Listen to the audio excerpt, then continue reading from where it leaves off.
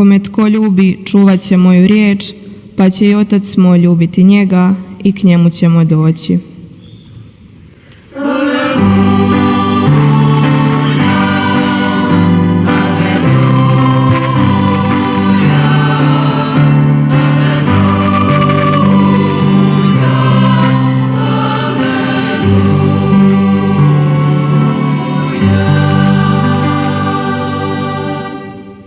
Gospodin s vama.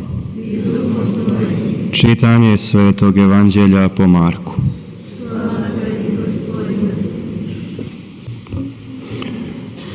U ono vrijeme pristio po Isusu jedan od pismoznanaca i upita ga: koja je zapovijed prva od sviju?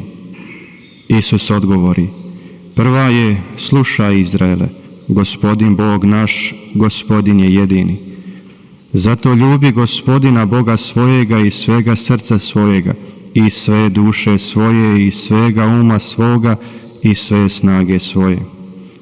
Druga je: ljubi svoga bližnjega kao sebe samoga. Nema druge zapovjedi veće od tih. Na to će mu pismoznanac: dobro učitelju, poistin si kazao, on je jedini, nema drugoga osim njega. Njega ljubiti iz svega srca, i svega razuma, i sve snage, i ljubiti bližnjega kao sebe samoga više je nego sve paljenice i žrtve. Kad Isus vidje kako je pametno odgovorio, reče mu: nisi daleko od kraljevstva Božjega. I nitko se više nije usuđivao pitati ga. Riječ Gospodnja.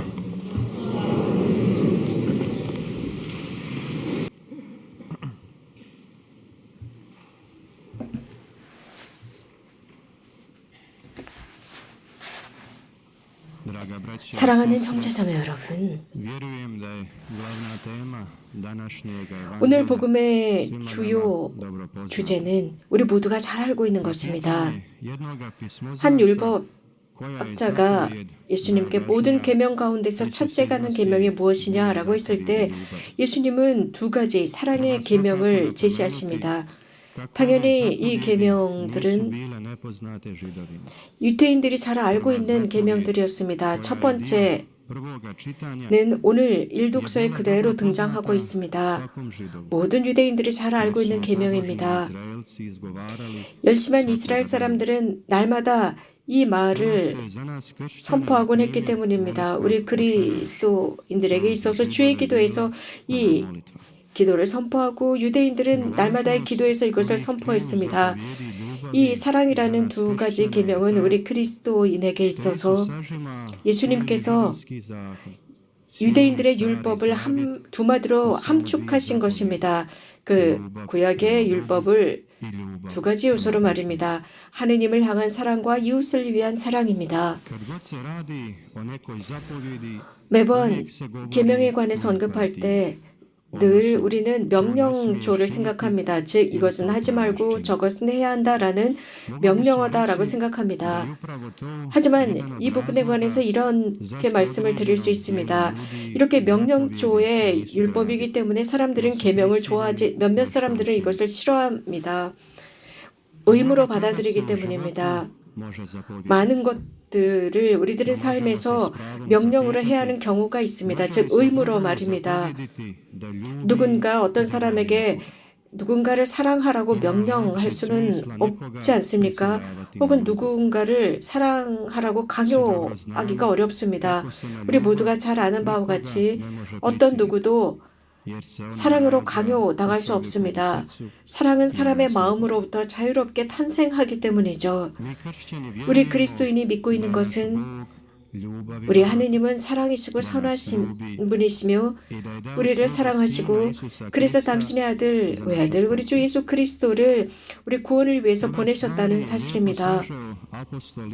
이러한 모든 것은 요한복음사가 아주 잘 요약했습니다. 이것이 사랑이다라고 했습니다. 즉 우리가 하느님을 사랑한 것이 아니라 하느님께서 먼저 우리를 사랑하셔서 당신 아들을 보내셨다. 우리들의 죄의 속죄 양이 되게 하셨다라고 했습니다. 이 말씀을 통해서 형제자매 여러분, 우리가 볼 수 있고 또 결론을 지을 수 있는 것은 바로 우리가 먼저 주님께 사랑을 드러낸 것이 아니라 그분이 항상 먼저 역사 속에서 사랑으로 앞장서셨습니다. 인간에게 가까이 오셨고 당신 자신을 제공하셨습니다. 그럼에도 불구하고 사람은 자주 그분으로부터 멀어지곤 했습니다. 하느님은 우리를 사랑하시는데 사람이 그분의 마음을 가득 채웠기 때문입니다. 우리가 착하고 열심한 사람들이고 모범적이어서 사랑하는 것이 아닙니다. 하느님의 방법은 그저 사랑하는 것 외에는, 선하심 외에는 다른 방법이 없기 때문입니다. 이런 우리들의 하느님의 원칙적인 질적인 면의 관점에서 이 첫 번째 사랑의 계명을 볼 수 있습니다. 이 계명의 본질은 하느님의 사랑, 그 사랑과 무엇과 바꿀 수 없다는 것입니다. 그래서 모든 그리스도인이 절대 잊지 말아야 하는 것은 이 진리입니다. 그리고 자신이 하느님의 아들과 딸로서 받아들여지고 사랑받고 있다는 것을 인식해야 합니다. 이것을 인식했을 때 우리는 하느님을 사랑하는 것이 어렵지 않습니다. 그분을 사랑한다. 그분이 우리를 사랑하기 때문이고 우리는 사랑받는 자녀들이기 때문입니다. 그분을 사랑하는 것은 그분께서 명령하셨기 때문이 아니라 우리가 의무로 무엇인가를 해야 하는 것이 아니라 그분께서 먼저 우리에게 당신의 사랑을 보여주셨고 지속적으로 우리를 사랑하시기 때문입니다. 기억해 봅시다. 고해성사 중에 누군가가 죄를 용서해주고 그 나약함을 용서해 주었을 때 더욱 삶에서 큰 기회를 주는 것입니다. 형제자매 여러분, 예수님의 이 사랑이라는 계명 있는 힘을 다해서 하느님을 사랑하라 라고 하셨습니다. 마음과 목숨과 정신과 힘을 다해서 사랑해야 한다고 했는데 사람에게 어떤 한계를 지워주는 것이 아니라 전 존재를 다해서 사랑하라는 것이며 이것은 새로운 의미를 부여하고 있습니다. 이 계명이 얼마나 중요한지 우리는 자주 의식하지 못합니다. 물론 이렇게 사랑하는 것이 얼마나 또 어려운지 우리는 잘 알고 있습니다. 그러나 하느님께서 우리에게 바라시는 것은 사랑입니다. 당신이 먼저 그 사랑을 보여주시기 때문에 우리는 그 사랑대로 사랑한다면 어렵지가 않습니다. 우리들의 모든 능력과 우리들이 지닌 모든 선물을 다해서 그분을 사랑하는 것입니다. 사랑한다 함은 인생을 살아가면서 잘 될 때만 사랑하는 것이 아닙니다. 내가 편안할 때 사랑하는 그것이 아닙니다. 말로만 그저 형식적인 느낌으로만 사랑하는 것이 아니라 삶 안에서의 구체적인 활동으로 드러나게 사랑하는 것입니다. 그래서 필요하다면 희생까지도 하는 것이 사랑입니다. 우리가 하느님을 우리들의 모든 존재를 다 사랑하느냐라는 것을 확인하기 위해서 예수님께서는 또 다른 계명을 제시하셨습니다. 이웃 사랑하기입니다. 우리는 이웃을 사랑하도록 우리 자신처럼 사랑하도록 초대받았습니다. 이게 어려운 것처럼 보입니다. 실제로 그렇습니다.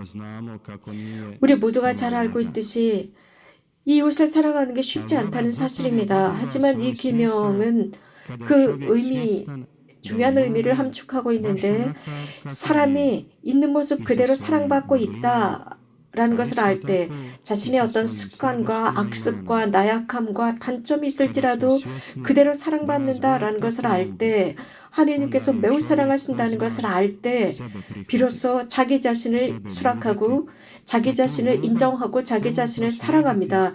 그리고 이러한 사랑은 타인들에게도 퍼져나가는 것입니다.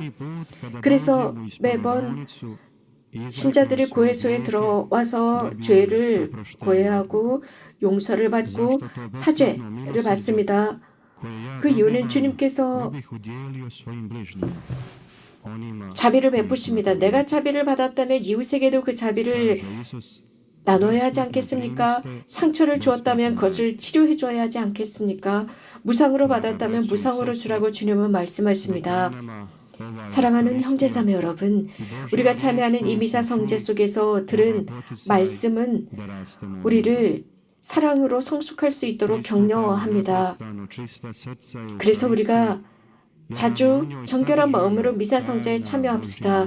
미사 성제 속에는 하느님께서 인간을 사랑하시는 사랑의 신비가 내포되어 있습니다.